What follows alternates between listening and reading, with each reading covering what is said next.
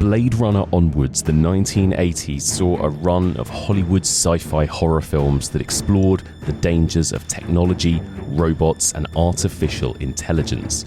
A young James Cameron made a film in 1984, inspired by slasher movies like Halloween, about a relentless, single-minded killing machine from the future with only one goal: to kill a woman called Sarah Connor. Sarah Connor? Yes. In 1985, Dutch director Paul Verhoeven made a gruesome, violent satire film about a cyborg law enforcer in a dystopian Detroit. You have the right to remain silent. Fuck you! Both films launched their respective directors into mainstream Hollywood success, and both films went on to become two of the most beloved sci-fi films of the 1980s. I'll be back. Join me as we continue exploring the evolution of man-made monsters, and we discuss James Cameron's The Terminator and Paul Verhoeven's RoboCop.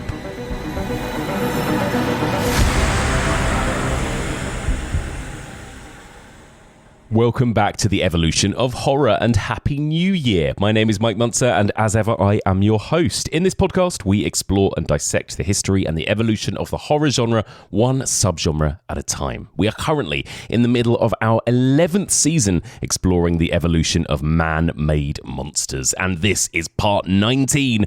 It's a banger of a double bill this week, two absolute classics. We are going to be discussing, as the intro suggested, James Cameron's The Terminator from 1984, and Paul Verhoeven's RoboCop from 1987. Both of these discussions will be spoilerific. I very much doubt there's anyone out there that hasn't seen these two films, but if you haven't, what are you doing? Go and give them a watch before you listen to our conversation. So, joining me to discuss these two bangers, a longtime friend of the pod. He's been here since season 1, in fact, as a regular recurring guest. Most of you will probably know him as the host of the world's biggest movie podcast, Empire. It is the man, the myth, the legend, Chris Hewitt. Hello, Chris. Hello, Mike. How are you? Hello. I'm good, thank you, mate. How are you? I'm not too bad. I'm glad we're doing this because big tech didn't want us to talk today, did it? We've had, as a little behind the curtain, we've had a lot of tech issues in getting to this point where we're now actually talking to each other. And like you said, Chris, it's like they know, right? They know. They know the incendiary shit I'm about to drop.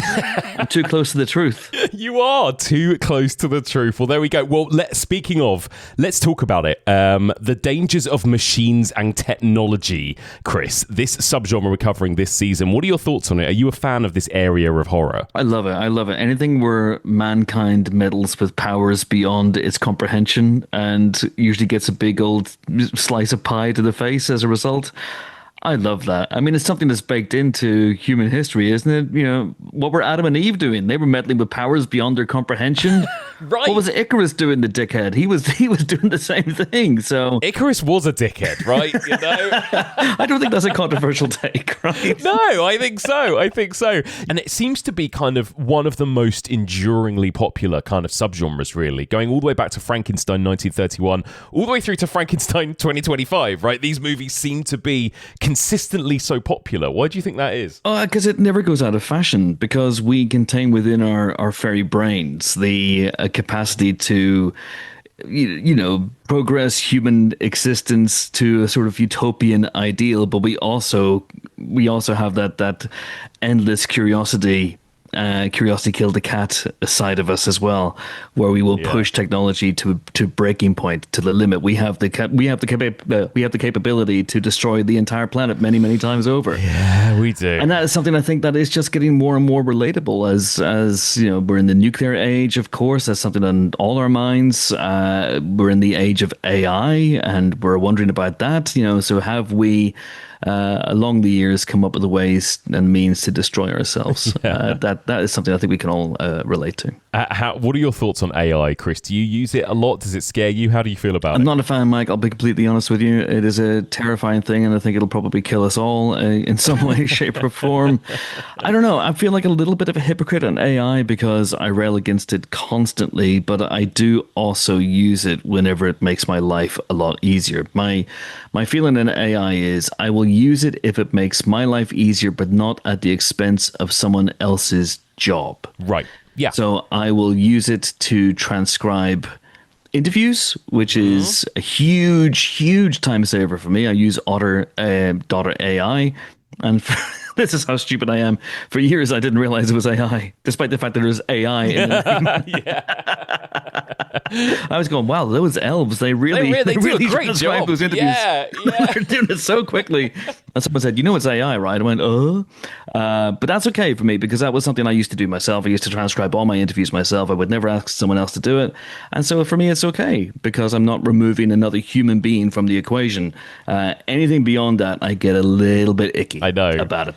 I do wonder whether we as podcasters are in danger, Chris, of being replaced one day. I am completely AI right now, Mike. Yeah, you might be, for all I know. I should have I'm just looking that. at you on a screen right now, so who knows? Yeah, exactly. They probably have enough hours of your voice out there in the world and my voice to recreate us, right? That's the thing. But let's not think about that. And with better opinions. Yeah, yeah, probably less inaccuracies and mistakes as well. You can probably also, it's a lovely bit of plausible deniability, isn't it, as well? Both of which are words you cannot spell without AI. This is one of my obsessions.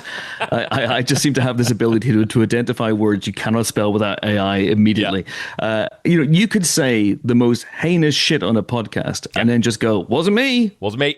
It was AI. How do you know? I mean, that is what a certain president does quite a lot, I think, right? It's like, that wasn't me. I don't know. I don't know who made that up. It's a deep fake. Wasn't anything to do with me. So, yeah, it's a terrifying thing. And I guess this is, as we're about to talk about, movies have been warning us about this for a long time, right? Going back to Howl in 2001, maybe beyond that.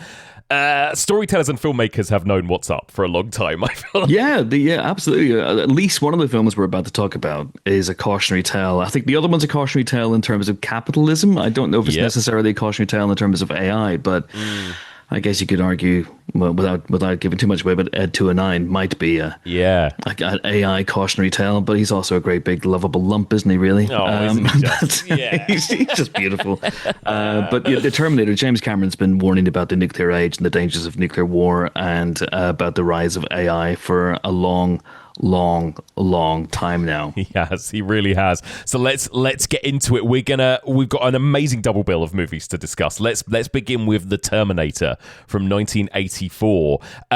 Everyone out there will have seen this movie, Chris, but just set the scene for us. Give us a little plot synopsis for The Terminator. Oh, I've never seen it, Mike, but I got ChatGPT to give me a summary. Yeah, perfect. I've never used ChatGPT, but I do wonder if I said, give me a plot summary of The Terminator, what would it do? Would it be accurate? Would it get it right? It'll probably get it right, but you know what? I have used it occasionally, but the thing I find is that there are the occasional factual errors in there. And so it's like, what I do is I find myself having to double check everything that it's written anyway. So then I think, what was the fucking point of this? I might as well have just done it myself. So yeah. Don't trust it, Chris. Don't trust also, it. Also, would it take the robot's side? Would it basically go, a heroic robot is sent back in time? This dickhead, Sarah Connor and Kyle Reese, ruin everything. So anyway, the plot of The Terminator, 1984, James Cameron, of course, is a very, very streamlined chase movie when you get down to it. So essentially in the future, things have gone very, very bad. There was a nuclear war. A computer called Skynet became self-aware, realized that humans were not ideal, and launched a nuclear war. In that future, humans are scrabbling for survival, again, fighting against Skynet, which has developed incredibly advanced robot killers called Terminators. But the humans are about to win the war. Somehow, they're about to win the war. And so the computer, the Skynet, in its desperate last gambit, sends back Arnold Schwarzenegger in the nude, in time. And that's very important, by the way, that he's nude. Very important. Very important. Send it back in time to find and kill Sarah Connor, played by Linda Hamilton, who is the mother, or will become the mother, of John Connor, leader of the future resistance, and the humans to try and head off the Terminator at the pass. Is an unstoppable robot killing machine. Send back a very stoppable human killing machine called Kyle Reese, played by Michael Biehn. And then the chase is on from there. That's it. It's actually a really lovely kind of quite simple stuff. I mean, considering how complicated this franchise gets as it goes on, this original movie is so kind of, like you say, it's a chase movie. It's just a very streamlined, simple story, actually, isn't it? I'm always struck by that when I go back to it. It's one of the really interesting things about it, especially when you look at what Cameron did with T2, which again, on the face of it, is a very, very simple, streamlined chase movie, but there's so much else going on there. The scale of the film is so much bigger. The complexity of it all is so much bigger. There's much more, I guess, emotion going on to the surface. It's a longer film, for one thing. And this movie is just absolutely bare bones, just hits the ground running, pedal to the metal, pretty much from the off. And it's one of the reasons why I think it's so enduring. You can just whack it on. It's 109 minutes, 105 minutes, something like that. Yeah. Back before James Cameron was making 3+ hour movies, he made this little slick 100-minute kind of horror movie. So what do you think of it generally, Chris? Does it sort of hold up for you? What's your history with it? Have you always been a fan? Oh, I've always been a fan. I saw The Terminator when I was far too young to see The Terminator. So it would have come out on VHS. I'm really aging myself here, but it came out in VHS, I'm guessing, in this country, 1985. And I remember very, very strongly my sister's boyfriend at the time, who was kind of like, now I think back on it, he was kind of my Obi-Wan Kenobi. He was taking me by the hand and guided me through the world of Arnie and Sly Stallone and Rocky and Rambo and Terminator and films like that. Yeah. And I remember him coming back and going, you've got to see this film. You've got to see this film. It's called The Terminator. And put it on. And I think nothing's been the same since. That was kind of like my ground zero in a lot of ways. So I saw it very, very young.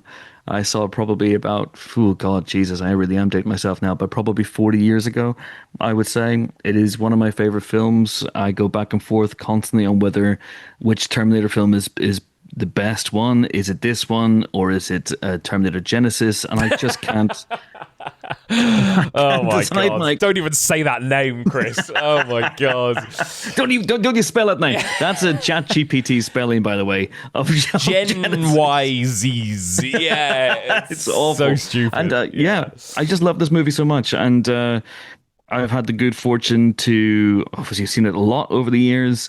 But I had the good fortune last year, when I was 40 years old, to sit down and have like a nearly 2-hour-long conversation with Cameron about the genesis of the movie, spelled Genesis of the movie, the legacy of the movie, and the various other Terminators as well. Of course, he's only involved directly with 2 more.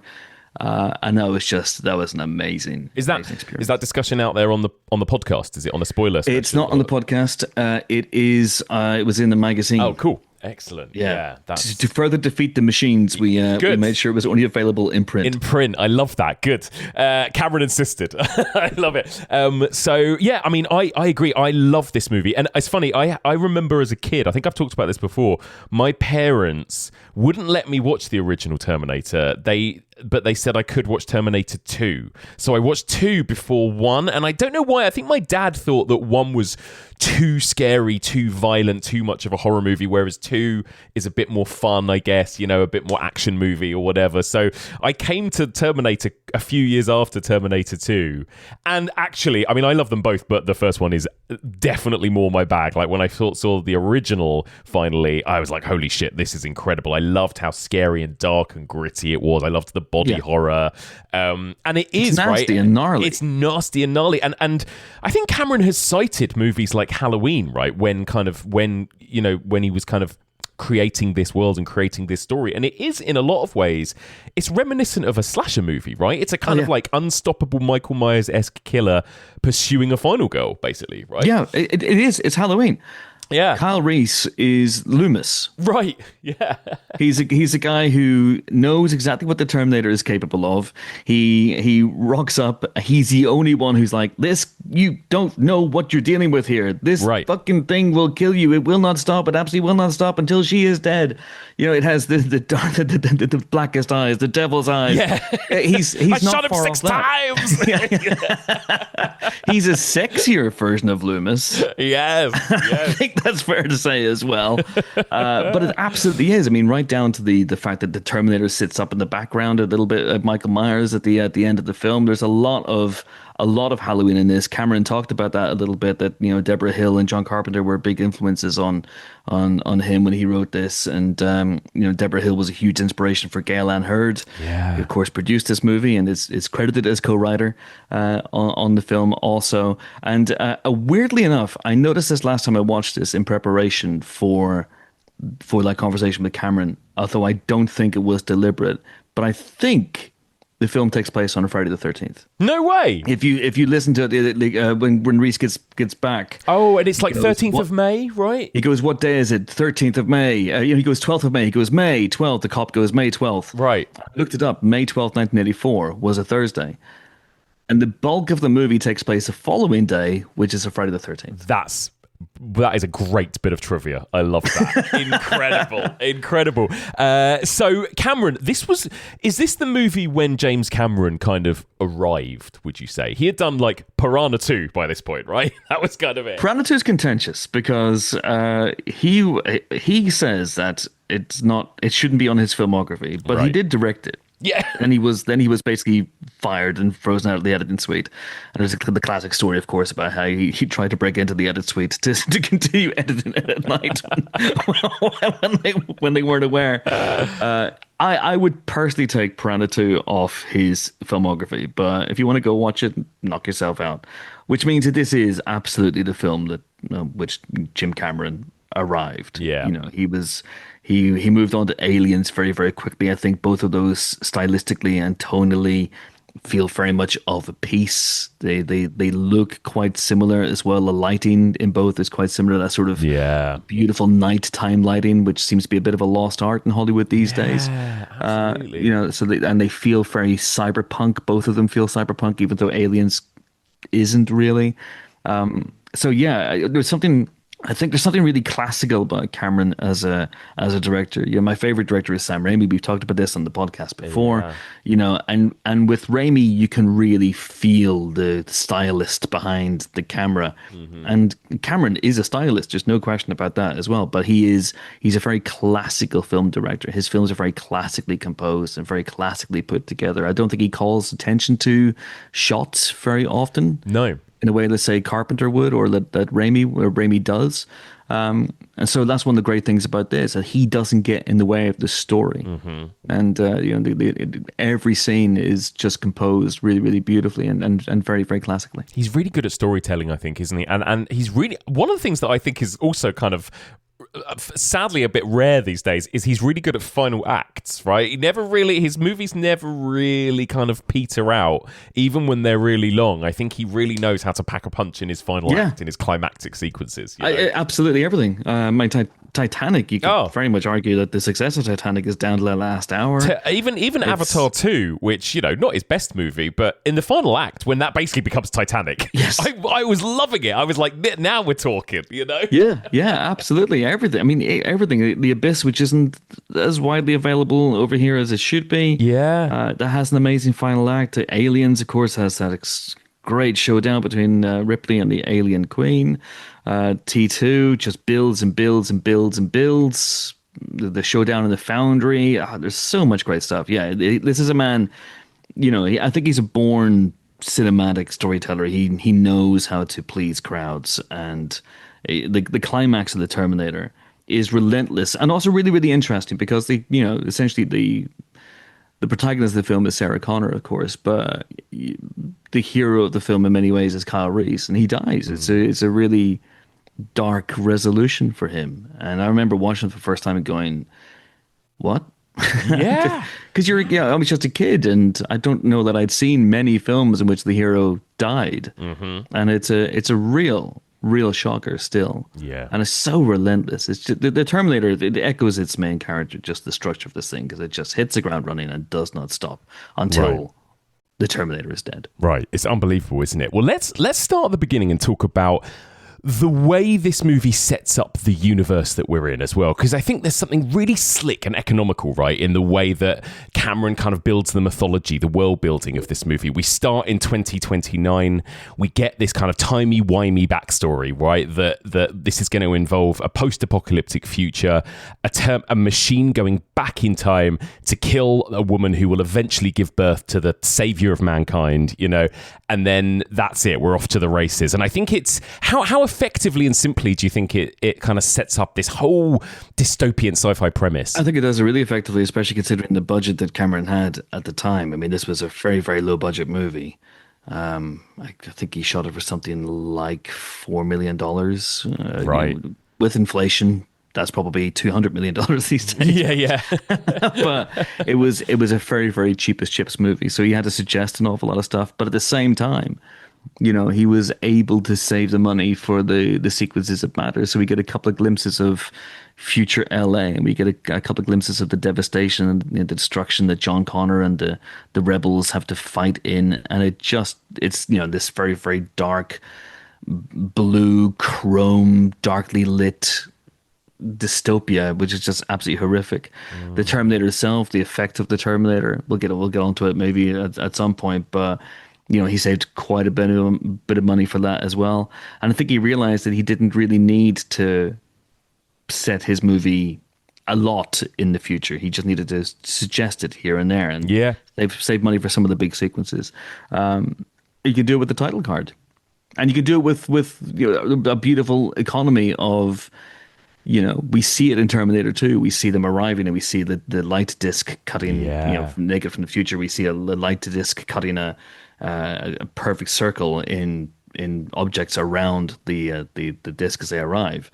But here, it's pretty much all suggested with sound and with light. It's just beautifully done. It is. It's so beautiful and simple, isn't it? And obviously you can tell it's low budget, but I think what he does... Do you think he in any way was inspired by Blade Runner, the success of Blade Runner a couple of years earlier? Because again, like you said, we've got this future LA, we've got this steely, almost cyberpunky kind of sci-fi adventure movie that we're in here. I wonder how much he kind of borrowed from filmmakers like Ridley Scott, I'm sure he was, absolutely. I mean, I can't imagine many people aren't inspired by Blade Runner to some degree. Although Blade Runner would have just come out at that point, so I don't know how much it would have been like a real reference point for filmmakers at that time. And Cameron, as people will know if they've read or listened to anything that he's done over the years, is very much. I mean, he's got great collaborators, but one of the things I constantly heard by Jim Cameron is that he knows your job better than you do. Right. There's pretty much, he's got such a vision, and he's so focused, and so this is why he's an editor as well. So he'll know the DP's job just as well as the DP. This movie is 100% his vision. Yeah. I don't know how much. I think there's obviously a little bit of a Blade Runner influence, but not as much as you might think. I mean, this is set in present-day Los Angeles. Yeah. I wonder if he's more inspired in the way of the nighttime lighting by things like Walter Hill. Really, Walter Hill's The Warriors. Maybe even Carpenter. The nighttime lighting of Dean Cundey in Halloween or The Fog is just absolutely beautiful as well. Yeah. And you can see things. You can see there's a clarity of image in the nighttime sequences here, because the Terminator is largely a nighttime film. Yeah, completely. There are sequences in the day, but it's it's tech noir, right? I mean, that's the name of the nightclub in this film, and that sums up, I think, Cameron's approach to the movie as well. Now, Chris, this is the magic of editing, right? In the time that you just finished that sentence, that will sound like no time has passed at all. But in the reality, a week has just passed, right? We have picked this conversation up a week later because we had so many tech issues last week. Well, people might tell the difference, Mike, because my accent has completely changed in the last week or so. It's wild. Yeah, it's my fault. I had a bad cable. You had a bad cable, but... Fingers crossed, we're back. The machines haven't destroyed us yet, so let's see how this goes. Skynet wants to shut me down. I know too much. Clearly, it's crazy. I want to ask you next about Arnold Schwarzenegger. So obviously, the film begins with him arriving naked and him arriving for, into the world, really, at this point. I mean, how big a deal was Arnold Schwarzenegger at this point in his career, Chris? How much did this movie kind of make him who he became? Well, it's a strange thing because he was already a big star. He had Conan the Barbarian behind him just 2 years earlier. And he was a big enough name that whenever this film came out on home video, VHS, yes, I am that old, I remember it being Schwarzenegger, the Terminator. It was his name was above the title even back then. Yeah. So he was a big deal in terms of being, I think, a celebrity, but he certainly wasn't taken seriously as an actor. And of course, you could argue he still isn't. But I would argue that people should just take a look at his work with James Cameron. He's made 3 films with James Cameron. They're best buds, old friends. I think Cameron and John McTiernan are the directors who've got the most out of Schwarzenegger as a performer and as an actor over the years. I think his work in Predator is fantastic. But in The Terminator, it was unusual for him for an up and coming star like this to take a role like this, because it's the bad guy of the film. And we all know the stories about who Cameron was looking at, and, he wasn't necessarily looking at Arnold for this initially. And if he was looking at Arnold, he was looking at Arnold for Kyle Reese, initially. And there were stories about, was O.J. Simpson going to be the Terminator? I guess if the glove fits, wear it. There we go. That glove would have fit, I'm sure. Yeah. Lance Henriksen, of course, who was in the film, was also a potential for the Terminator back when Cameron wanted someone who was a little bit more supple and lithe and a little bit more human sized. Yeah. I said maybe a bit more like, I suppose, Robert Patrick in Terminator 2, right? Which is a little absolutely bit more someone who could actually vibe. fit in, blend in with normal society, and he would be a face in a crowd, and you wouldn't know who the Terminator was. And of course, that's blown out of the water once he decided to cast Schwarzenegger, which he did after having met Schwarzenegger and was sitting down with him and having lunch. For which Cameron told me a great story about the fact that he ran out of money. The production had such little money. I'll do that again if you cut that out. The production had such little money that Cameron basically wasn't able to pay for the lunch with Arnold, and Arnold paid for it. Wow, which was lovely. I think the company credit card was back at the office or something like that. But it was such a little wonderful little story. Yeah. And they got on so well, and he began to look at Arnold during this lunch. And look at him and go, he could be the Terminator. There's something about this guy, this hulking brute, this unstoppable force that works. Yes, he, for example, in the scene in the Tech Noir nightclub, there was a certain element of paranoia that would have come about had Kyle Reese not known what the Terminator looked like, or who it could have been. Lance Henriksen could have blended into the crowd. O.J. Simpson could have blended into the crowd in that. Although O.J. was a unit as well, of course. But there's something about Arnold the minute he walks in that, Kyle knows that that's the Terminator. He's drawn to beat it. Although he still doesn't know until he pulls a gun on it. But there's something about this outsized, larger than human, larger than life force of nature walking through this movie, buck naked, from the off, the absolute pinnacle of human perfection. Yeah, crazy. It's a wonderful, wonderful piece of casting, and Schwarzenegger is really good in this role. I know people will scoff and go, he doesn't get a lot to do and he doesn't get a lot to say, and it would have been a fairly easy performance to pull off. I disagree. Arnold really threw himself into this role. He did things like he would go down to gun ranges in his spare time and before filming began, and fire as many guns as he could. Machine guns, shotguns, pistols, all sorts of stuff. So that he trained himself not to blink whenever gunfire happened in front of him. Wow. So he thought a robot won't blink. A robot won't react to gunfire. So little things like that. He really dedicated himself to doing this. And he brings such a sense of menace. And it's not just because of the size. But there's something about the fact that he is such an outsider. The accent is such an outlier in that world as well, that I think it really, really works well. It's a beautiful, beautiful bit of casting.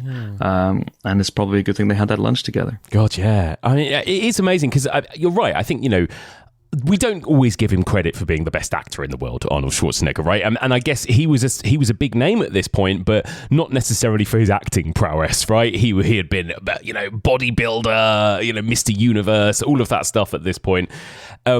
And whatever he tries his hand at, he conquers. Whether it's becoming a film star, becoming Mr. Universe, becoming a politician, whatever.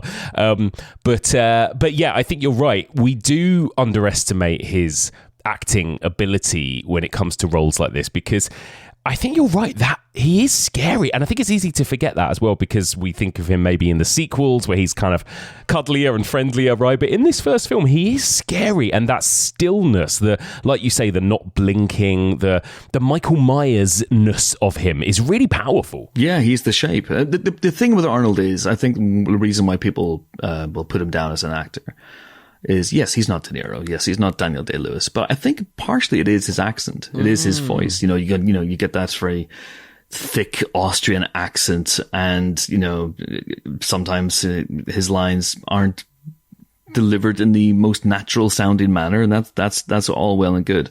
But facially, I think he's a really good actor. Yeah, I think he's a really good actor in terms of his body language. That sequence in the sort of a multi-story car park where he's in the police cruiser searching for Kyle and Sarah as they're, as Kyle is trying to, jumpstart this car, hotwire the car.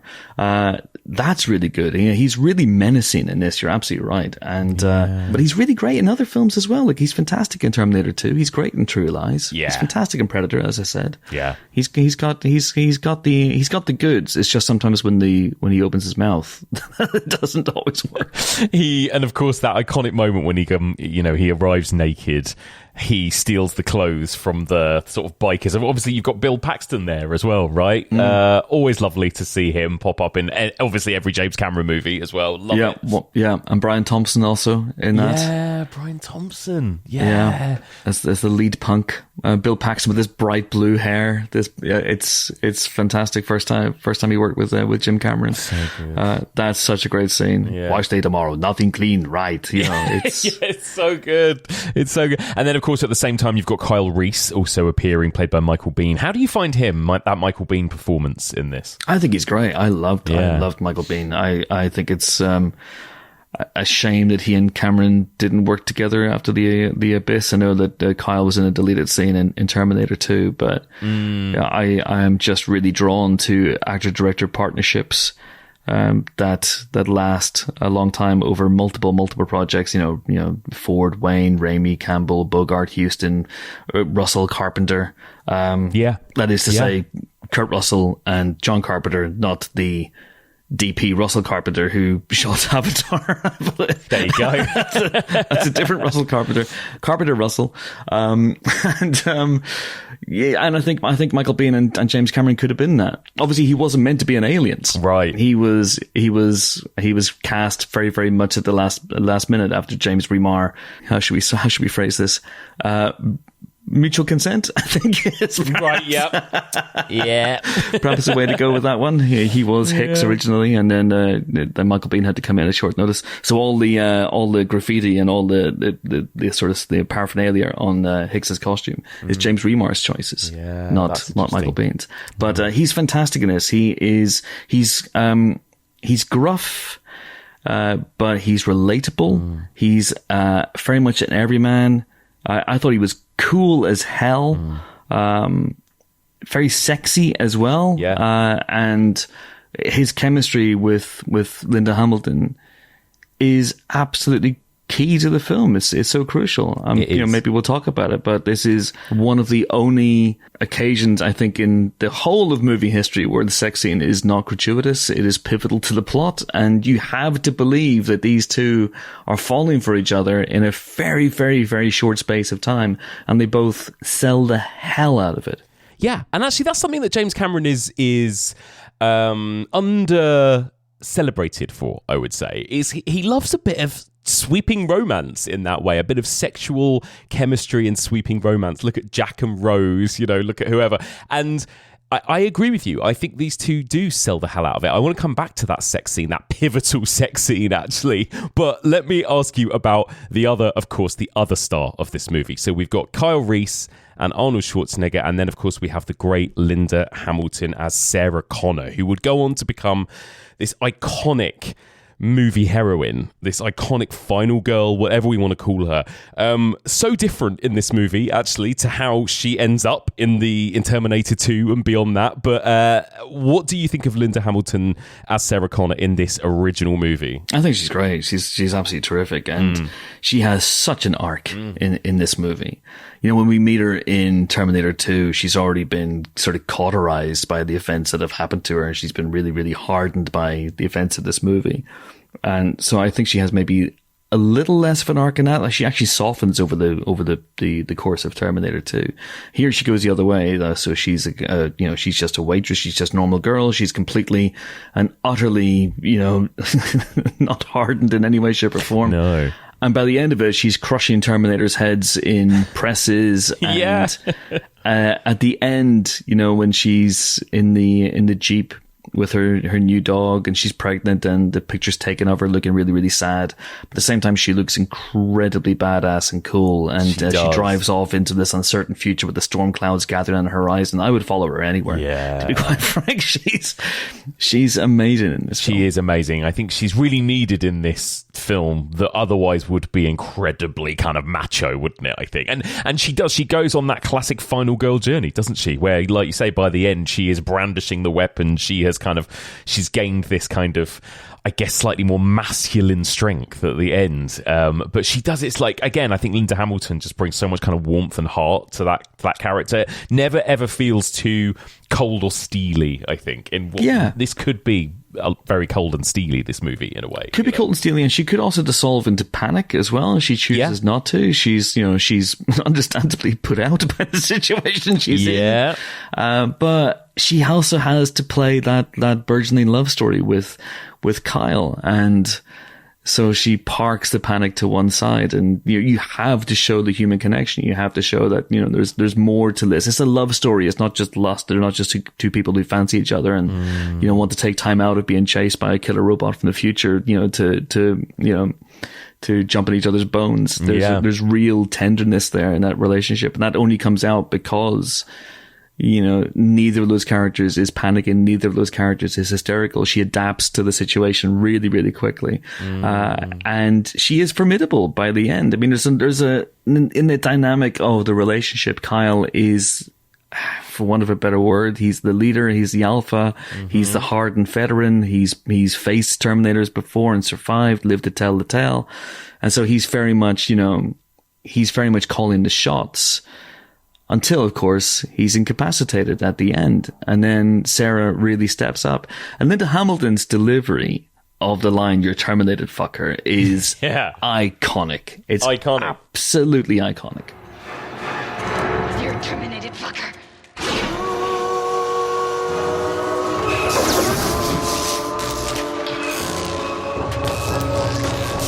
Well, this entire film is iconic, isn't it? The moments that I feel like people will know, "I'll be back." They'll know "You're terminated." They'll know the lines. They'll know the moments. Sarah Connor, yes, like all of those moments, right? But people won't even need to have seen this movie to know all of those moments that we've just referenced. I think that's the thing, isn't it? It's kind of crossed over into the public consciousness in such a way. Yeah, for a low budget film as well. What was it? $4 million, $6 million, something like that to make this movie, and the impact it made at the box office. So like I think we discussed last time. It was a week ago, Mike. I can't remember everything, sadly, but I think we discussed the fact that it wasn't the big hit of 1984. It wasn't even close to being the big hit of 1984, but it had such a shelf life on video afterwards. And if you were old enough, say, to be going to school around that time, around the time of 84, 86, 88, when Terminator was really beginning to hit big on home video,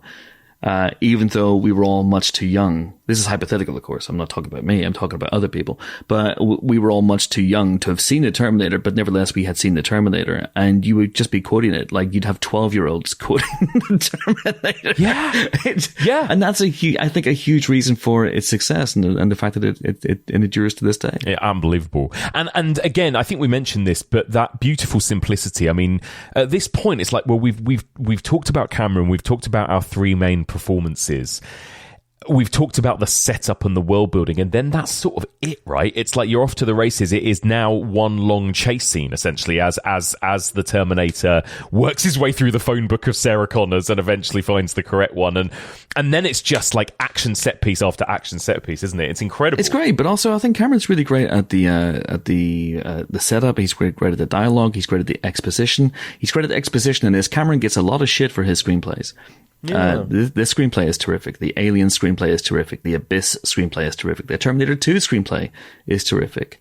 I think there's a reason why Avatar's dialogue is a little bit simplistic sometimes, because he's making it for a mass audience. Yeah. Here, that is not the case. Here is, kind of hard-boiled sci-fi notions, and he manages to distill them down and make them palatable, for widespread audiences. So all that stuff's great, but the action sequences are incredible in this. As we said last time, I do remember this. As we said last time, Cameron doesn't really get in the way of the action sequences. Everything is so classically composed and classically shot, but you really get a sense of momentum, and you really get a sense of your when we're with Kyle, in that department store as he's running from the cops and hiding from the cops. There's a little bit of hide and seek going on. You're with him all the time. You're with his POV. It's so beautifully shot. The big kind of action sequences, because he did have, budget issues, of course, are the tech noir shootout. I would say there's obviously the final showdown where our old mucker Stan Winston really comes into his own, where Arnold exits left and is replaced by this hellish vision from the future. Yeah. This nightmarish thing that, if I remember rightly, Cameron kind of saw in his dreams, this grinning skull, this chrome skull. Yeah. He described it as some sort of fever dream he had whilst making Piranha 2, I think, right? That's when this idea came to him. He was in Rome. He was staying in a place in Rome, and he had this dream, and it came to him. And obviously over the years, there's been lots of talk about the influence of Harlan Ellison on this, with things like Demon with the Glass Hand, and lawsuits have happened and whatnot. But yes, of course, I think this central image of the Terminator is absolutely something that came to Cameron in a dream. That sort of nightmarish, this figure rising from the flames. And of course, there's the police. I wouldn't even say shootout; it's a massacre. Yeah, the massacre at the cop shop, which I think would be incredibly hard to do today for all kinds of different reasons. But is, I think, a really crucial sequence in so many ways. It establishes just how dangerous the Terminator is, and just how much he won't let anything get in his way. Yeah. That speech that Reese has in the police station, he absolutely will not stop until you're dead. You cannot reason with him. You cannot bargain with him. He doesn't feel pity or remorse or pain, all that stuff. Mm-hmm. And that is made literal in this extraordinary sequence in the police station, where I think it's 30 people get killed in this, including two of the characters we've really become attached to. Yeah. Paul Winfield and Lance Henriksen's characters. Yeah, I know. Unbelievable. Yeah, that's the thing. It does not hold back on the real brutality, and there's a weightiness to the action, to cars smashing into walls, to gunshots and everything. I don't know, that 80s kind of practicality, I suppose, of the effects you really feel in this movie. There's none of that kind of, I don't know, what people might kind of criticize, sort of CGI weightlessness maybe to certain action sequences these days. There's a real kind of like solid metal hitting stone vibe to all the action sequences in this movie, that I really love. It's very, you can feel it, can't you? You really can. I once, when Arnold came back after his sojourn in politics, when he came back to movies with The Last Stand in 2012, I did a feature for Empire called Arnie Killed Me, where I spoke to a whole bunch of people who'd been killed on screen by Arnold Schwarzenegger over the years, including Miriam Margolyes, which was an absolute joy. Including that was the feature that afforded me the chance to talk to James Earl Jones. Oh my god! So I'm very, very happy with that feature. That's cool. And I spoke to Bruce Kerner, who is the cop to whom Arnold says, "I'll be back." And that was just an amazing experience as well, getting kind of his memories about shooting that sequence. And of course, he's replaced by a very obvious dummy of the moment that the Terminator drives in through the door of the police station. But that's fine. That's fine. Nowadays he'd be replaced by a bad CG puppet. Absolutely. Well, let's talk about the incredible practical effects that we get, the makeup effects, of course, the great Stan Winston, right? Who worked with Rob Bottin on The Thing. I believe he worked on one of the Friday the 13th sequels by this point. I think Friday the 13th Part 3 he contributed some special effects to. But this is really his breakthrough, right? The Terminator, before he would then go on to do a whole bunch of stuff, including Jurassic Park and various other things. But what do you think of it? Again, for a very, very low budget film, how do you find it? Because I think this is where it's also great to talk about in a horror context, in that it isn't just a kind of steely sci-fi film. There is some squishy, almost Cronenbergian body horror that I think is really effective, right? That scene when the Terminator, goes back to the hotel to repair himself and he's cutting into his arm and his eyeball comes out. The eye surgery scene lives long in the memory. It's absolutely gory and grisly and yucky. And of course you have that amazing sequence with the landlord banging on the door. And he complains about the smell in there, and you realize, the smell must be because the Terminator's beginning to decay. Yeah. A little bit. Yeah. With each wound he sustains, he's beginning to give off a little bit of a smell, because it's always interesting with the Terminator. I don't know whether his body repairs itself in the same way that our bodies would repair themselves. Right. It's the science of it all. I'm sure Cameron could give you a 4-hour lecture on how it would work, but the science of it all is really, really interesting to me. But the idea that the Terminator does decay and degrade over the course of both the Cameron films is really fun. It's a really fun thing for him to play with. The only thing that I think Stan Winston was a genius. Again, I was lucky enough to interview him years and years and years ago as well. Obviously, no longer with us, but he was an absolute genius. There's the endoskeleton, the skeleton Terminator that we see towards the end, the T-800 framework is just genius.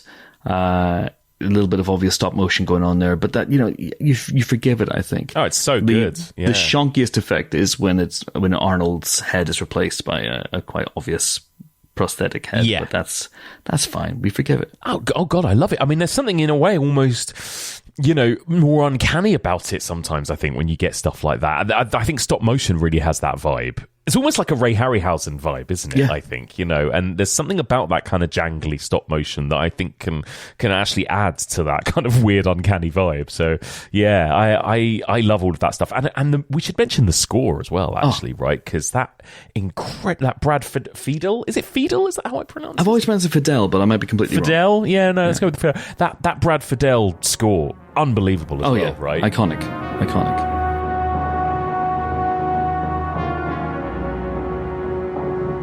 And of course, he scored T2, but I would say that outside of those movies, I don't really know how much of an impact he had on other movies, but he came up with the Terminator theme. And that sort of clanking industrial sound that he has, Hey, you can still see Trent Reznor taking notes going, I like this. This is good. What of this but banned? Completely. When Kyle, I like talking about the kind of timey-wimey elements of this franchise as well, and obviously they get so messy. Oh, Mike, we're gonna get lost in the weeds here. I love it. I love thinking about these kind of time loop narratives and that kind of thing. The paradoxes, right? Of course, that he's coming back to stop this woman being killed, but he's actually kind of making the whole thing happen because he's gonna, like, Kyle Reese is going to have sex with Sarah Connor. She's going to get pregnant. Does he know? Does he know? Do you think? No. That he is John Connor's father? No. I think John Connor knows. Yeah. Otherwise, it would have been bird from accounts who'd been sent back. Yes. And there's probably like an alternate version, like a multiversal thing, where there's like loads of people who aren't Kyle Reese get sent back and get killed instantly. Or they somehow have a child who's not John Connor. Yeah, John Connor absolutely knows that he's sending back his dad, which is an absolutely metal move as well, because he knows he's sending back his dad to his death. Yeah. But he has to do it. Yeah. That's a Nails thing. I'm also fascinated. We don't really see it in the subsequent movies, but I'm fascinated by their relationship. Like, did John Connor let on at all? Was Kyle Reese going, why does this guy want to play ball with me a lot? I don't know. Well, exactly. That's kind of why I always wonder when I watch this, like, is there any part of Kyle Reese that knows, you know? The way he talks about John Connor and his kind of obsession with Sarah Connor, even before he meets her, like, he's obsessed with that photograph of her and everything, right, as well. But, yeah, I mean, I don't know. I guess it's just I don't love. know. Yeah. I think if you apply that reading to it, it becomes a lot creepier. Well, it does. I mean, it does. That's true. Kyle is already borderline creepy. Yeah. The line where he says, you know, you can read the line, I came across Time for You, Sarah, I love you, I always have, as being one of the most romantic lines in the history of motion pictures. Oh my God. You couldn't not hear that and swoon, you know. Yeah. My pants would be off. I'd be flinging them in the general direction. They'd be against a wall. Yes, please. Thank you very much. That's incredible. Yeah. But it's also really fucking creepy. It is a little creepy. Yeah, and I suppose you're right. Even creepier if he knows it's his mission to seduce her. And I know. Yeah, that's John true. putting his arm around Kyle, going, "I've got a mission for you, son. You're going to have to go back and sleep with my mother and conceive me." It's. And that's a one-shot deal. That's a one-shot deal. I know. It is, yeah.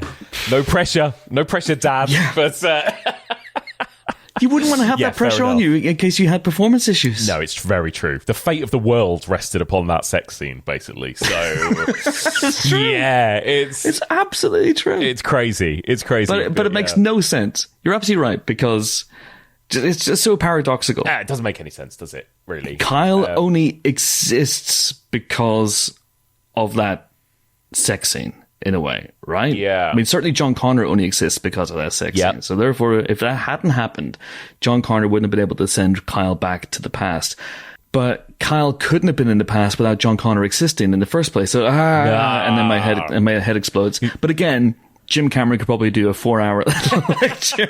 Oh, you just do Basil in Austin Powers and go, I suggest you don't worry about that thing and just enjoy it. Absolutely. I think that Cameron is such a genius. I'm sure people know about his incredible ability to invent shit and camera systems and all sorts of stuff.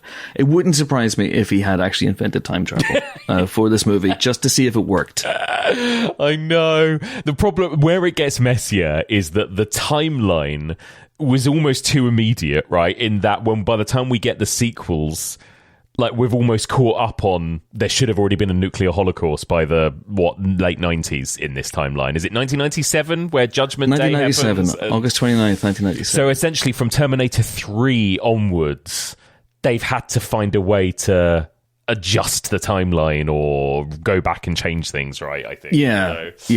Things change as a result of, especially the events of Terminator 2. But right, exactly. Yeah, there's always a sense that it's going to catch up with you.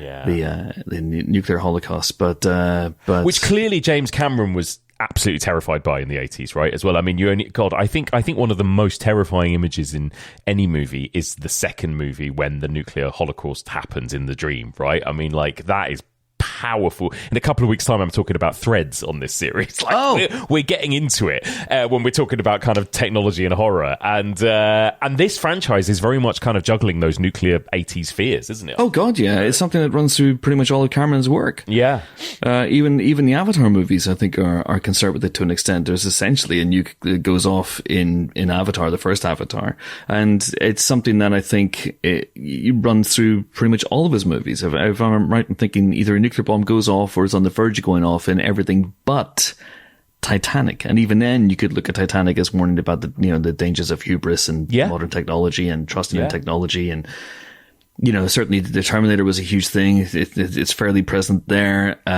In Aliens, they nuke it from orbit. Yeah. They want to nuke it from orbit, but then obviously there's a nuclear explosion at the end because the facility does go up, and that's a bit of nuclear panic going on there, and justifiably so. Terminator 2, The Abyss, there's a nuke in one of the editions anyway.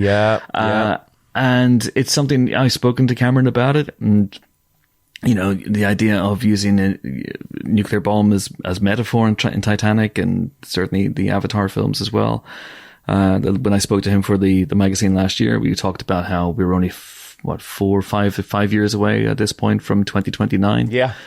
Which is when which is when Kyle and that's the future that Kyle and John are in this movie. Yeah. And he said there's still time for it to happen. I think there's still, I think we're closer now than we ever have been in 1980s and 1990s when the idea of nuclear panic went away a little bit. And now it's a very clear and present danger. Genuinely, I think it's a clear and present danger. I may be wrong. I hope I'm wrong. Well, let's hope. That. But I know what you mean. But it does. Yeah, it does. It does feel like it's something at the back of all our minds. As you have despots and madmen, basically on the verge of being able to hold the world to ransom. It's a real fear. Cameron saw it coming. The man is a visionary, and he saw it coming 40 years ago as well. So yeah, it's huge. Completely. What do you think? And we probably discussed this when we talked about Aliens together, actually. What do you think of the criticism about Cameron's heroines in that he's kind of obsessed with the idea of always having them be mothers, and that link between any female hero in his movie and sort of motherhood, I suppose? I don't think it stands up. First of all, I don't think I'm the person to talk about this. And if people do feel that is something to criticize, that Cameron should be criticized for, and then who am I to tell them that they're wrong? I would say that it doesn't always hold up in all of his movies. Neytiri in the first Avatar isn't a mother. Rose in Titanic isn't a mother. Sarah isn't the mother until the very, very end, but I guess, her whole raison d'etre is ultimately becoming John Connor's her mother. Journey. I think by making Ripley a mother, he really added emotional weight to that character and really gave Aliens an emotional kick that otherwise might not have been there. I don't think Aliens works remotely as well if Ripley doesn't form that bond with Newt. Yeah. But I can see it. I can absolutely see it. And I can see why people might criticize him about that. I think as a gentleman of a certain age, I don't think it's my place to call people out for that. If that's what you believe and you think that that's something he should be chastised for, then that's fair enough. But I don't think you can apply it to all of his movies. No, I agree.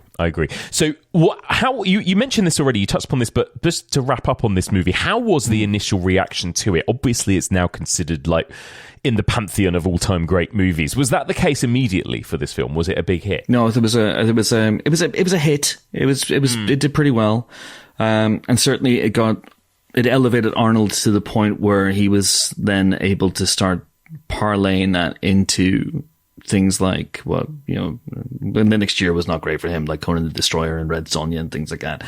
But he was then able to use the bump from this to become the big action star Arnold and things like Commando, and Predator was just 3 years later. Yeah. So it was hugely instrumental for him. It was instrumental, I think, in getting Cameron the Aliens gig, which then put him on the path becoming the James Cameron that we know and love today. Yeah. So it was a big hit. It was very well received critically, if I'm right in thinking, at the time, and it was a hit at the box office. But it was a slow burn. It was a slow burn, and it's the sort of thing that I don't think happens today. No, because home video was such a huge thing at the time, when people were discovering these movies 6 months, a year, 2 years after their debut in the cinemas. It just led to this culture where a film's afterlife or half-life, if you want to go nuclear, was huge. Yeah. So I think it was a long journey for this movie. But and I suppose also it was really then with Terminator with T2, right, which became like the biggest movie in the world. Like that, I feel like that is also when then that elevates the original, doesn't it? I think. Yeah. Well, that's because of the slow journey for this movie. That Cameron was able to, 7 years later, essentially name his terms for a sequel to this movie. A sequel to the Terminator that comes out in 1987 is much lower budget. It's much lower in scope and scale. We're in this alternate universe, Cameron's not directed Aliens. Let's say he goes straight on to make T2. He just can't make it at the scale that he made it in 1991. And it needed, in a way, that 4, 5, 6 years before they really started working on that movie in earnest, for it to become the kind of prospect that Carol Coe could go, yeah, okay, we'll spend whatever it was, 100 million at the time, which is obviously now a chicken feed, Mike. Chicken feed yeah. for a movie to cost 100 million. But back then, I remember people were talking about it. It was widely held as the biggest movie of all time, the biggest budget of all time. And it became a phenomenon. You know, T2 was enormous. Which is your favorite, Chris? Do you T1 or T2? I think Aliens. Probably. Yeah, exactly. or Genesis, or maybe Dark Fate. You know, which really. Well, let me just quickly ask you about all these sequels, Chris. Like, just sort of top line thoughts going forward. So obviously T2. Incredible movie, right? What about beyond that? What are your thoughts on the rest of that franchise? I think the Terminator franchise is a little bit like the Alien franchise in that they started strong with two of the greatest movies of all time and then descended into mediocrity after that. I don't really like any of the Terminator sequels past T2. No. I don't think that's a controversial opinion. Terminator Genesis is dreadful. Terminator Dark Fate is okay.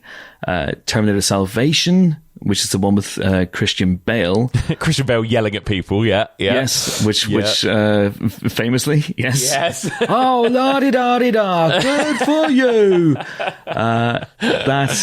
That's offset, you know, or onset. That onset outburst was more entertaining in the film. Yeah. Absolutely. Terminator 3 has an amazing ending. But it is just a retread of the second movie with a less compelling villain. So I think overall the batting average for that franchise isn't great. No. But when you have Terminator and Terminator 2, which are just two of the greatest movies ever made, then I think it's okay. I don't think they've been dragged down. No. By the mediocrity of what came afterwards. No, I agree. It's basically, like you say, it's the same conversation as Aliens, isn't it? It's the exact same thing. Beyond the James Cameron sequel, people, you know, you almost don't need to worry about it, to be honest. But you've got those two absolute masterpieces. Yeah. So as for which is my favorite, Mike, I honestly can't split them. It's so. I mean, it is like the Aliens conversation where it's just like, well, they're both bring such brilliant, unique things to the table, don't they? Yeah. Well, that's a different conversation because I absolutely think that Aliens is the superior film to Alien. That is my favorite. But with these two, it's almost which mood are you in? Yeah. Because are you in the mood for a 2.5 hour sprawling, streamlined, sleek action epic which slightly sands off the Terminator's rough edges but has action sequences like you wouldn't believe? Then go for Terminator 2. And if you're in the mood for something a little punchier, a little nastier, a little gnarlier, and crucially shorter, then go for the Terminator. So it depends which mood you're in, and I guess how much time you have as well. Love that. There you go. Well, we should move on to another killer robot film, shouldn't we? We should serve the public trust, Mike. Well, lovely segue, Chris. This is why you earn the big bucks. There you go. We're going to jump forward a couple of years to RoboCop from 1987. Very different tonally, right, to the movie we've just talked about. Paul Verhoeven, of course. Set us up, Chris. What's the story of RoboCop? Oh, my word. Okay, the story of RoboCop is follows a policeman called Alex Murphy who is operating in future Detroit. And Detroit is a rundown city that is largely owned by an ultra-capitalist bastard firm called OCP, who want to redevelop Detroit into a brand new sparkling city, but it is at this moment victim to a huge crime wave. Criminals rule the streets and cops are beleaguered, and Alex Murphy teams up with his new partner Nancy Allens Lewis, and they go on a routine crime stop, but wouldn't you know, they fall foul of an evil crime lord called Clarence Bodiger, played by Kurtwood Smith, and Murphy gets killed. He gets killed, but unbeknownst to him, OCP have a couple of rival executives who are trying to bring about the policeman of the future. And one of those executives, Miguel Ferrer's Bob Morton, instigates the RoboCop protocol, which brings back Murphy in a metallic encasing and presents him to the people as RoboCop, the cop of the future. Yes. Who is an unstoppable force of nature, but is Murphy's memories and Murphy's personality still lurking within that shell. Right. There you go. Indeed. That was a terrible rundown of the plot of RoboCop. No, that was good. There's quite a lot going on there. I know. Isn't there, when you actually? start setting it up, it should be quite simple. Cop gets killed, comes back as a robot cop, and tries to remember who he is. There you go. There we go. Well, there we go. That's the short line. Jesus Love it. So I'm Chris, not serving the public trust at all, Mike. Sorry. Chris, what do you think of this movie? And what's your history with it? Did you see it back in the day when it was out? Yep. Yeah, it's almost exactly the same as the Terminator. I saw this when I was far too young to see it. Yeah. I would have been about 11 when I saw it. Oh my God. Movie. I bet this movie's fucking cool when you're 11 though, right? It blew my mind when I was 11. I wondered why all policemen weren't like RoboCop. Yes. I did for a while. One of my things at school was I would mimic RoboCop. I would mimic his movements. I would walk up and down classrooms, saying things like, "Dead or alive, you're coming with me." It was much better back then. And I would mimic RoboCop, much to the, frankly, bafflement of my classmates. That's amazing. Who also loved the film, but they were just like, why the fuck is Chris pretending to be good. RoboCop? I love this movie so much. It was absolutely terrific. I think it caught me at a sort of sweet spot moment. I loved everything about it. I thought it was cool as hell. I loved the brutality of it, because that was kind of, back in the day when I just loved violent movies, and the more violent the movie, the better, as far as I was concerned. Mm-hmm. And the sort of the humanity inherent in this movie kind of passed me by until I got a little bit older. And then you get to really see the sadness and the tragedy of Murphy's story in this film. In fact, one of my favorite sequences in this film is when he goes back to his old house and his memories begin to flood back to him, and you see flashbacks to his wife and his old life, and he can't take it anymore, and he starts attacking the computer in the house. But I think the music in that, Basil Poledouris' score in that, is just so beautiful. Such a pivotal moment. All that stuff is apparent to me now, but back in the day, I was just like, I want to see cool robot man kill people. Oh God, yeah. Absolutely. Yeah. And same, I saw it as a teenager. I thought it was the coolest thing ever. I loved how gruey and gross it was. Like the kind of mix of sort of sci-fi action, but with body horror, with kind of a bit of kind of Paul Verhoeven exploitation, in there. A little bit of sleaze. A little bit of sleaze, of course. And then you get older and you watch it and you discover more and more things about it. And I think, you can appreciate the sort of social political satire and everything else. It is such a fun movie. I absolutely love it as well. I think it holds up really well as well. I think it's awesome. Paul Verhoeven then as well. He had already obviously been working a while and had made a string of films, particularly kind of in the Netherlands, right? He was a Dutch filmmaker making Dutch movies for the best part of the 80s. But again, I suppose in a similar way to what I asked you about Cameron, is this the movie when Paul Verhoeven kind of arrived, I suppose, as at least a Hollywood filmmaker? Oh yeah, it's certainly the movie that brought him to the attention of the world. Yeah, I mean, he had made Flesh and Blood just 2 years earlier, and that had made a bit of an impact internationally. Yeah, but clearly was I think instrumental in getting him the gig on RoboCop, which was an Orion movie. They've since long departed as well.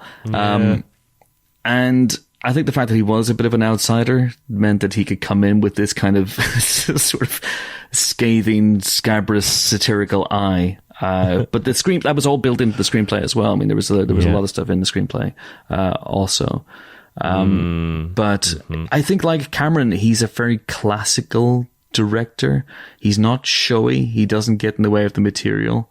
He knows exactly how and where to place the camera. It doesn't necessarily call attention to himself in that. And I think his world building in this is excellent. It's amazing. I don't think you question for a moment. I mean, I don't think the budget in this movie was that huge either, but I don't think you question for a moment that you're not in the Detroit of the future, the sort of destitute, rundown hellhole.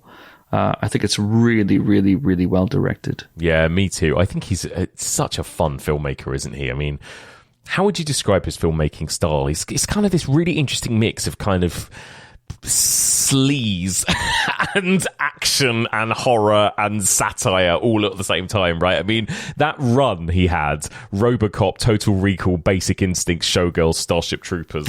What a run that is. Right? I mean, I'd maybe question Showgirls being included. No. Showgirls has been reclaimed, Chris. It's a masterpiece. Is Showgirls in this series, Mike? Is that man-made horror as well? Yeah, well, you know, maybe. I am actually going to do Hollow Man, which came after Starship Troopers, so there you go. Yes.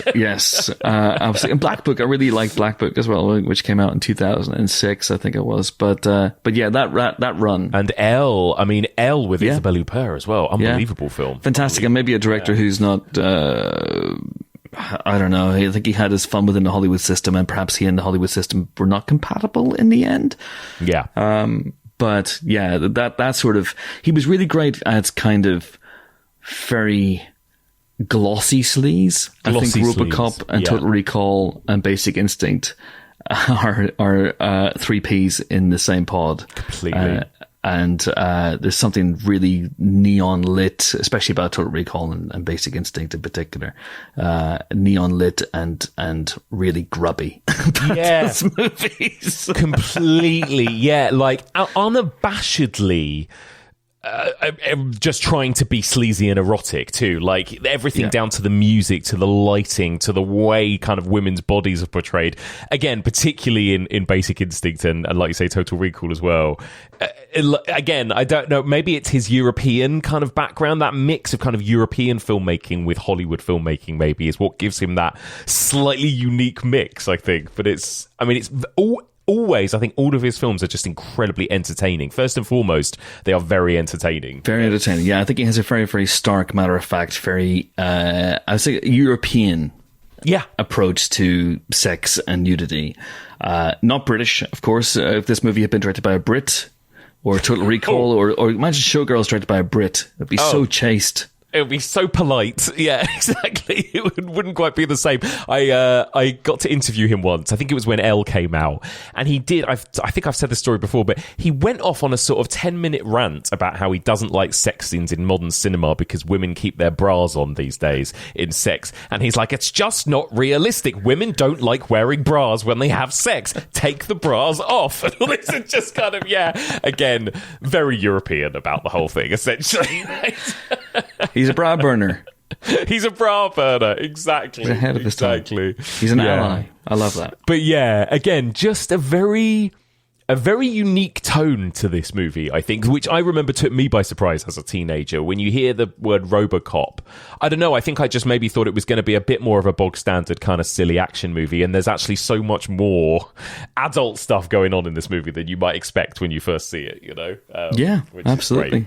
And it's so funny, and the action is so great, but the characters are compelling. Like, I don't think the film doesn't work if you're not invested in Murphy and you're not invested in his desire to rediscover his humanity and find out exactly who he was. Yeah, and a real danger element. Like that, this, you really get that Detroit is a scary, dangerous, violent place as well from the get-go, don't you? And that almost every character is pretty reprehensible and immoral in this world as well, and again, makes the world very scary for characters like Murphy at the beginning of this film, It's so beautifully drawn, though. It has such a fantastic rogues gallery in this film. I mean, Clarence Bodiger, I think Kurtwood Smith in this. Yeah. Yes, I know that Dick Jones is ultimately the bad guy in this, but Clarence Bodiger he's a fill-in for the ages. He's utterly unrepentant. He has no moral fiber whatsoever, and he's a man who enjoys his work, and he has so many great lines. Can you fly, Bobby? And so great.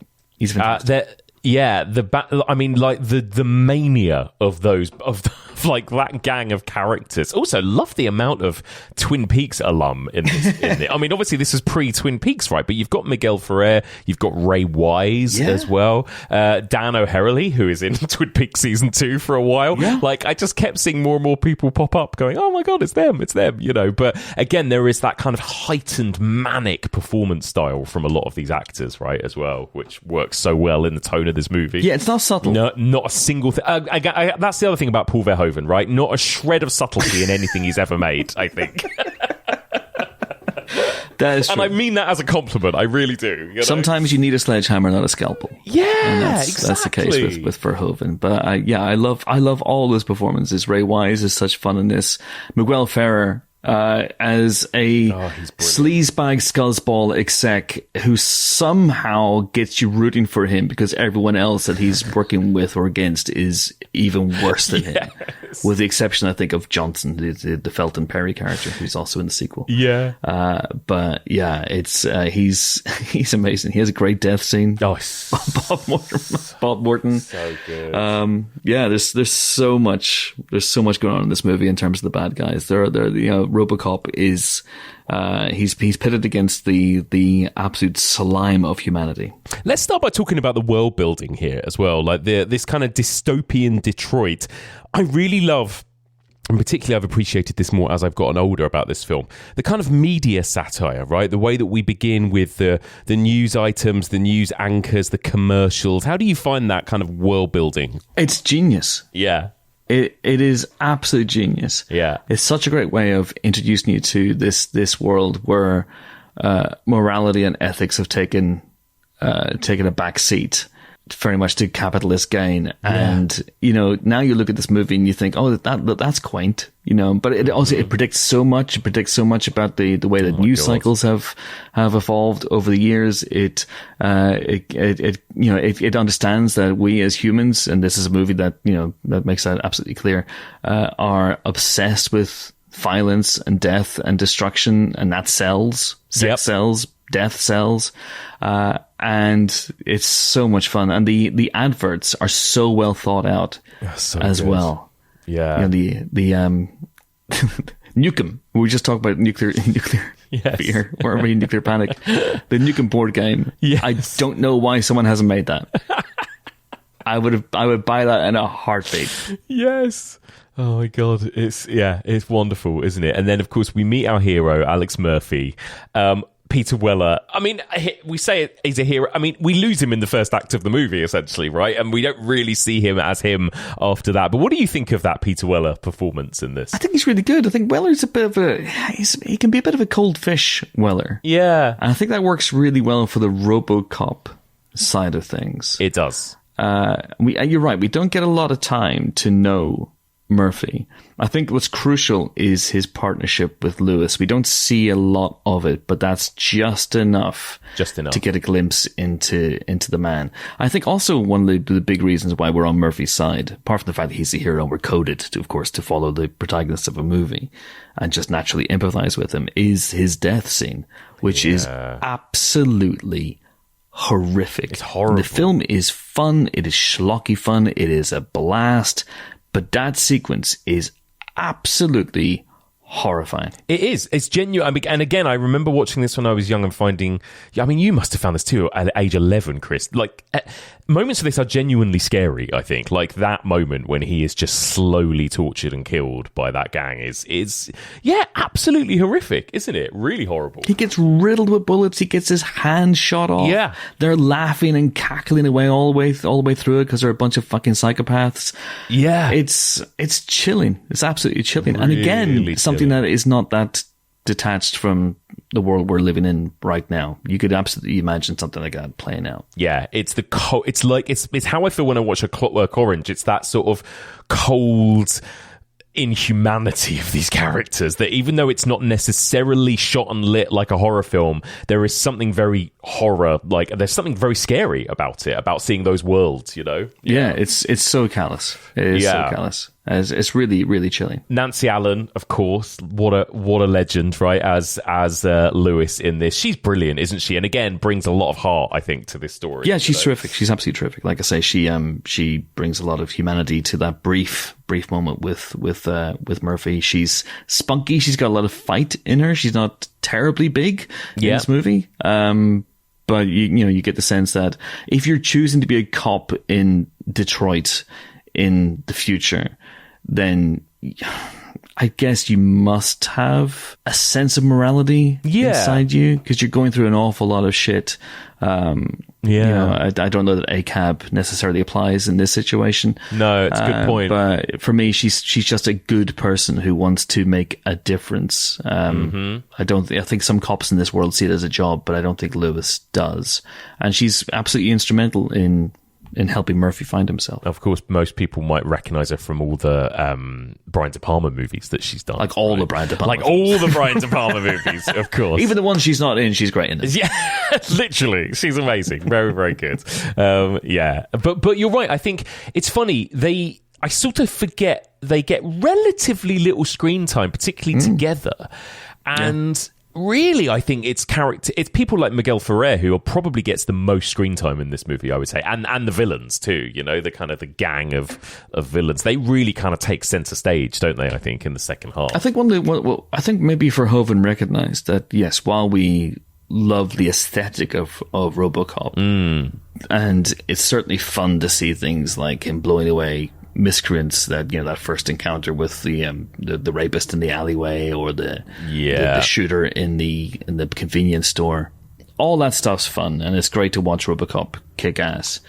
That he's a little monochromatic as a hero. He is, until the humanity begins to flood into him, and then he starts to do really interesting things, and he becomes vulnerable as a result of that. And so Verhoeven, I think, dialed everyone else up to 11. Yeah. And I think he was really intrigued by the fact that the pencil pushers are worse than the guys on the street who are the drug pushers. Yeah. And the idea that Jones and Morton are they're the true evil in this film. Jones in particular, Dick Jones in particular. I think that's a really, really smart move on Verhoeven's part. And I think that's one of the reasons why Clarence and all the guys on the street, Clarence and his gang, are just so over the top. Yeah. Like ridiculously over the top. But it works as a contrast to RoboCop. Well, let's talk about some of these machines, because we first introduced to is it the ED-209, right? The giant fucking thing that stomps it. That scene as well. Unbelievable sequence, I think, where they demonstrate it in that boardroom, and then it just wipes that guy out, and then they all just carry on. You know, it's so. I mean, it's funny, but there is also something truly frightening about this whole setup, isn't there? You know? Yeah, and again, something that you can imagine happening in boardrooms up and down across the world, really, at certain corporations that I will not name because I like to be not sued. But the fact that it's every man for himself and everyone's trying to fuck each other for a goddamn percentage in this is amazing. And that poor guy gets absolutely Swiss cheese by Ed 209. And I love at the end of it when literally because he dies and he starts leaking blood all over the model of New Detroit, and it's covered in blood, which is a lovely little image. Maybe a little on the nose, I don't know. So but good. We don't want subtlety in Verhoeven movies, Chris. For God's sake, it's so good. And then you have Dan O'Herlihy as the old man, the head of OCP. He goes, "Dick, I'm very disappointed," and that's all he says. That's it. Oh, it's horrible. Like it's horrible. Just been killed. It's so grim. I love it. And the Ed 209. Let's talk about the effects. That is stop motion. Stop motion. Yeah. It's Phil Tippett. It's Phil Tippett, of course, legend. And you can see it. You can see it sometimes. I mean, the stop motion is amazing. And some of the rear view projections not so amazing, but and some of the integration of it, the compositing of it is not amazing either. But again, we forgive it because it was made in 1987. But I love Ed 209 as a design. I love that he's so clunky, but also formidable. And I love that as well. You know, it could also be a satire of tech bros. Yeah. Oh God. Putting everything they have in the next advance of humanity, and it all goes horribly fucking wrong in that moment. It's great, and I love the moment when because Phil Tippett brought a kind of real idiosyncrasy to Ed 209. Yes, he is a machine, but there's that moment where he's fighting RoboCop later on, and he's going down the stairs, and he's very tentative about it. Yeah. he's like, I'm not sure, should I be doing this? No. Is this right? I know, it's weird. He's weirdly kind of cute. I quite like him. He is. He's like the Grogu of the franchise. Yeah, he is. Some of these special effects, though, as well. So we've got Phil Tippett, stop motion there, but we've also, of course, got Rob Bottin, right? Obviously, who has worked on movies like The Thing at this point as well. And just, again, some unbelievable stuff from him in this movie, right? Oh, my God. Rob Bottin's makeup is extraordinary. Oh. I still think it's incredibly sad that over the last, 20, 30 years that he stopped doing makeup, essentially, and he's become a bit of a recluse, is my understanding. This dude is just, he was next level. The stuff he did in The Thing was incredible. Oh, my God. The melting man in this, Paul McCrane's melting man, Emil, is astonishing. It is absolutely astonishing. It's next level stuff. I absolutely love it. It's real, that's the real money shot of the film, I think, isn't it, in a way, that melting man. And Ray Wise's reaction when he comes up to him, it's just like, fuck away from me. Ray Wise doing what we're all doing at that moment, you know. It's like, I thought it was your friend. No, you're melting. You're literally melting. And of course, when he gets hit by the car and he just basically explodes in two, that's fantastic. Also, weirdly enough, Mike, perhaps not the worst death that Paul McCrane suffered on screen in his career. Oh, yeah? What's that? Yeah, he was in ER for years. Really? Oh. He's the doctor. I can't remember the doctor's name, the character's name, but he was the doctor that they landed a helicopter on twice. They dropped a helicopter on him twice. Jesus. So there was one episode of ER where a helicopter crashes on the roof, and I think, if I remember rightly, cuts off his arm. And then a couple of years later, they killed him off by dropping another helicopter on him. The poor bastard. So, that's what did this guy do to deserve all this? Unbelievable. Oh, I know. Wow. Yeah. But yeah, Emil's great. The Rob Bottin is just, like you say, absolute genius, I think, with this stuff. It's so good. It's so squishy and visceral and gross in this movie. And like you say, a lot of characters have again, this is kind of links it back to the horror, but a lot of characters just have incredible death scenes, don't they, in this, you know? Miguel Ferrer with the grenade, unbelievable as well, right? Dick Jones getting pushed out the window, like all of it is Dick, just... You're fired! Yeah. And then out the window. Out the window with his little Clarence flailing Boddiger's arms. death scene. Oh my God, yeah.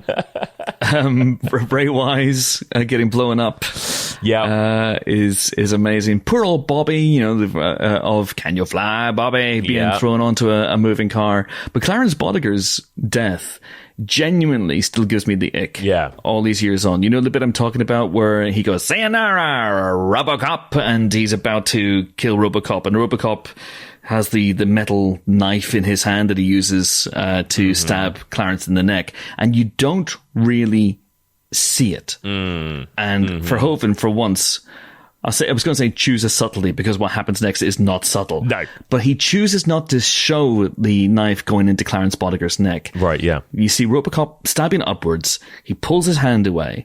The next thing that happens is a fucking ton of blood splatters RoboCop.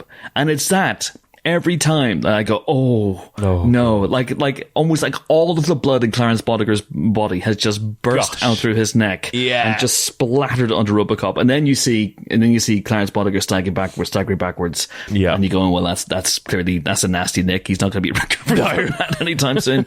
But it's the sound, it's the splat. Yes. And the sheer volume of blood that falls out of his body.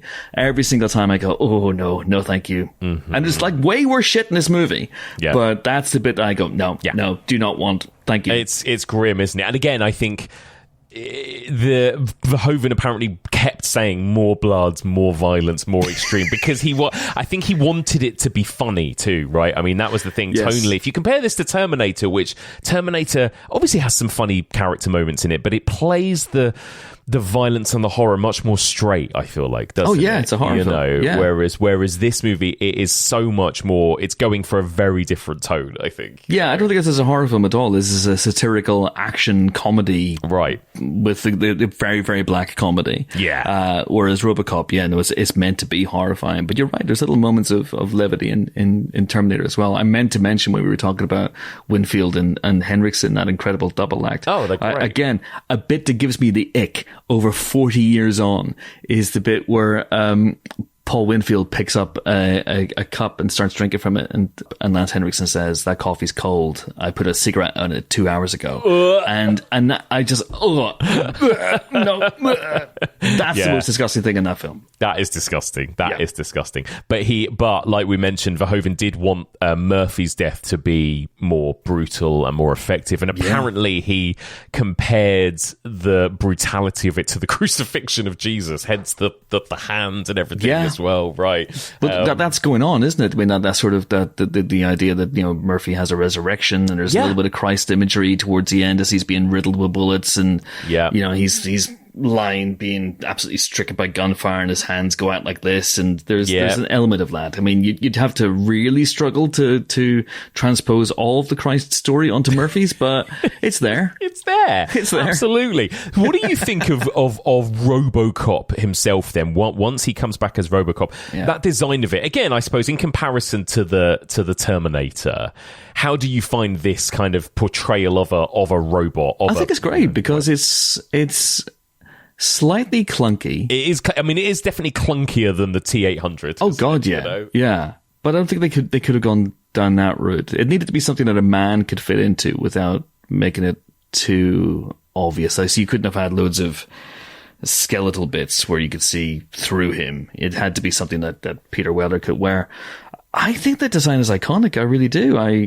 Maybe it's because I grew up with it at the time. It wasn't just the film. I was a huge fan of the video game also. Yeah. I don't know if you've ever seen or played the video game, Mike, that came out around the time. No. But the music for that has lived rent free in my head for 40 years. Amazing. So I've always just loved and accepted the RoboCop design. Yeah. It's slightly clunky. I guess the idea is that, what did the first iPod look like? Cool as fuck. But what's the 10th generation iPod look like? Even sleeker. So I guess the idea is that they would refine RoboCop over the years. But I love everything about it. I love the look of it, the sort of the chrome, the sort of burnished steel. The helmet is a tremendous addition as well. Yeah. I love that he looks big and bulky and powerful, and you wouldn't want to fuck with him. Well, totally. And I think also, like, it does look so big and bulky, and there's something about that even emphasizes even more that how kind of sad and tragic what has happened to this guy is, isn't it? Really, like, sort of against his will, that he's been turned into this just complete sort of blank slate of a human. And those moments, like when we take the helmet off and you see his kind of bald head and everything, and you just, and like you said in your plot synopsis, Chris, it's like how much humanity is even in this guy, how much Murphy is really in there. But like you said, there are some quite nice moments throughout the film, right? When those glimpses of Murphy and his memories start to come to the fore. And that's the kind of real journey that he goes on in the second half, isn't it? Which is nice. Yeah, and he becomes kind of full Finch, full Dirty Harry by the end of the movie. Yeah. But there's that sequence when he's in the scrapyard with Lewis at the end, and he does have his helmet off, and you have this. It's almost like that moment in Brazil when they're getting their facelifts. Yeah. And his face is basically just been peeled back and then stuck on this thing.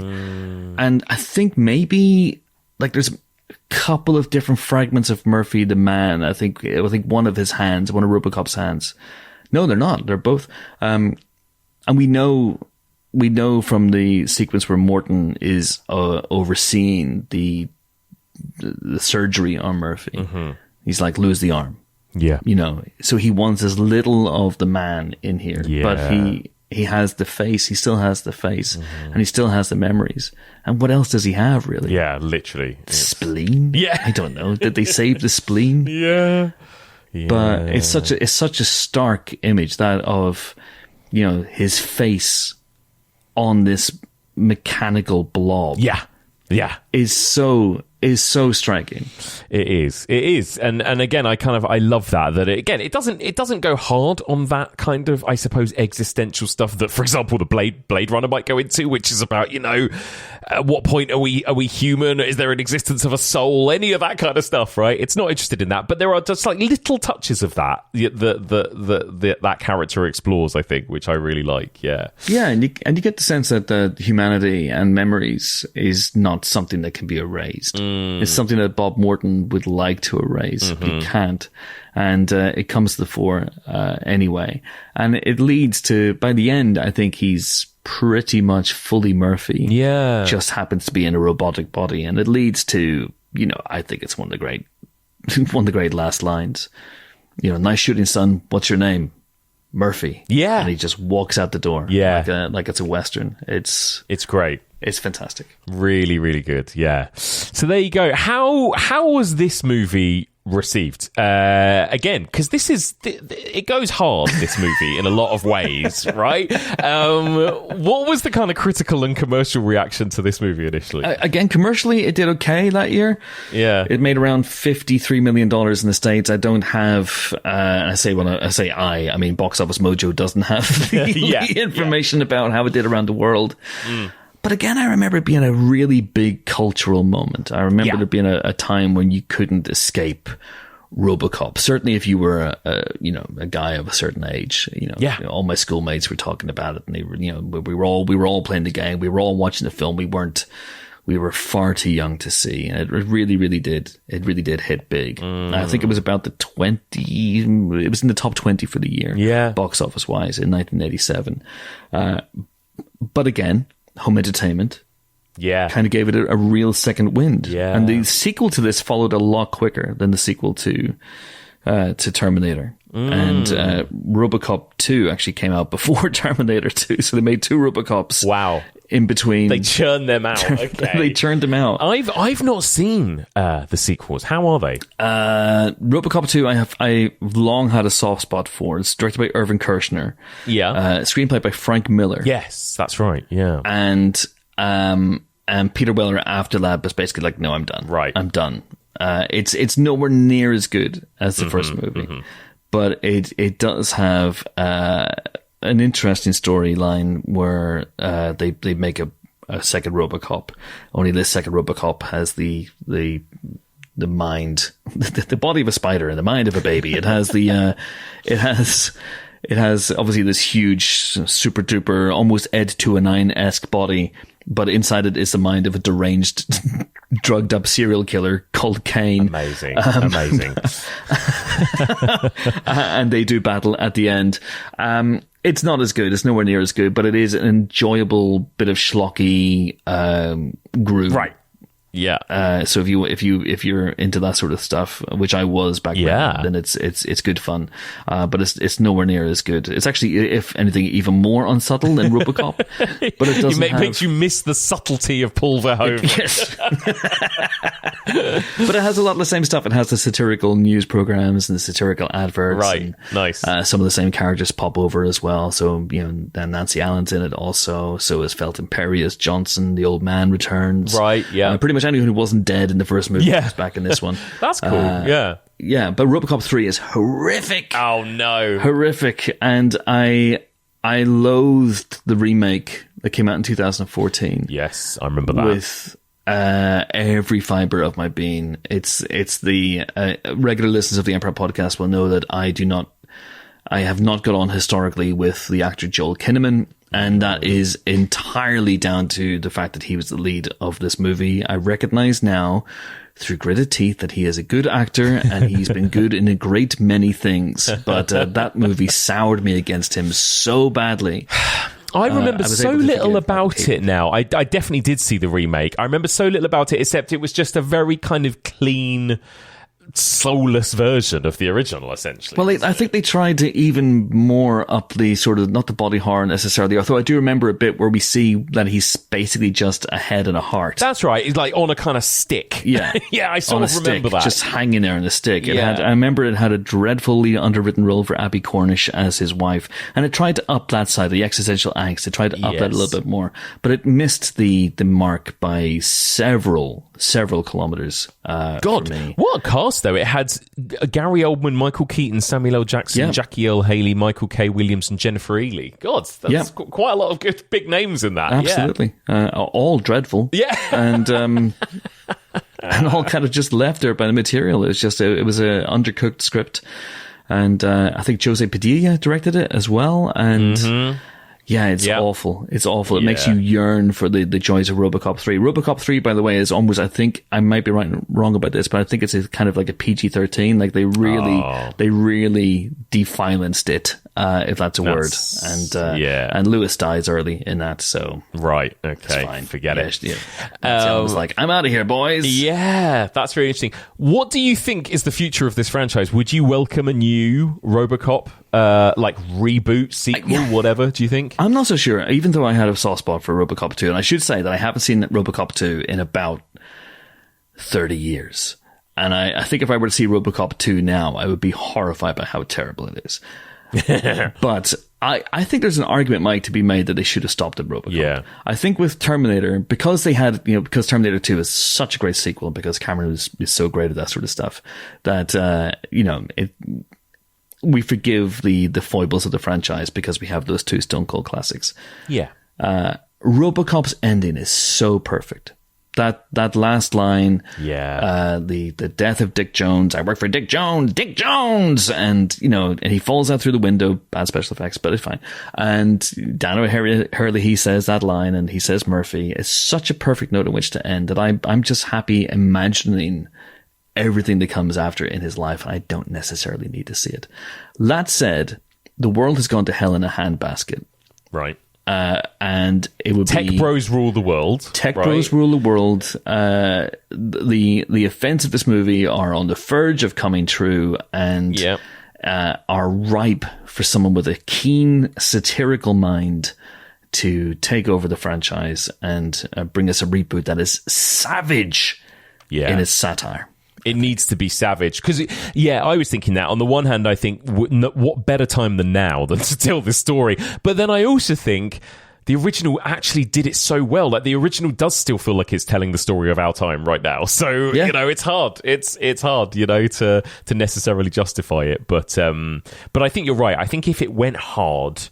and it didn't hold back on being particularly savage and brutal, I would welcome it, definitely. Yeah, very much so. Amazing. Well, there you go. Well, Chris, thank you. As always, such a pleasure. I want to finish by asking you, it might be one of the two movies we might just discussed. It might be something different, but do you have a favourite, I guess, kind of like mad science horror movie, a favourite man-made monster horror movie? It is one of the films we've just discussed. But of course. But I will say as well, I have to give a shout out, of course, to Chopping Mall. Oh, yeah. Chopping Mall. What a picture. Oh, my God. Absolute cinema, right? And, absolute cinema. I think my favorite mad scientist is not a Victor Frankenstein, although I love all the Hammer Frankenstein movies. Well, maybe not all of them. Yeah. Maybe 3 of them. But Herbert West. Reanimator. Oh my God. The original Reanimator is absolutely terrific. So good. We're discussing it next week, in fact. So cannot wait to get to that. Yeah. And God, look at this subgenre, right? I mean, look at right now, even in the last year, everything we've had from kind of Companion to Megan 2. It's like these movies about robots, AI, whatever, they're not going anywhere. I do wonder why. And listen, I might as well, while I'm here, say that Megan 2.0 was unfairly maligned and overlooked at by everyone, quite frankly, this year, and is absolutely terrific. It just happens to be an out-and-out comedy. Yes. It's an espionage comedy rather than a horror film. It's somehow, I don't know how, but Gerard Johnstone turned it from a kind of horror comedy to a full-on Mission Impossible spoof. Yeah. And I was absolutely there for it. I think it did not deserve the fate that it received at the box office. Well, funnily enough, not dissimilar to Terminator 2, right? It kind of made Megan the good guy, and we had a new baddie, and it was very much doing that thing. But sadly, like you say, slightly less successful than T2, as it turns out. Yeah, a little bit. A little bit. It actually made less money this year than Terminator made in 1984. So that's it. Well, there you go. There you go. Oh my God. I know. Poor old Blumhouse.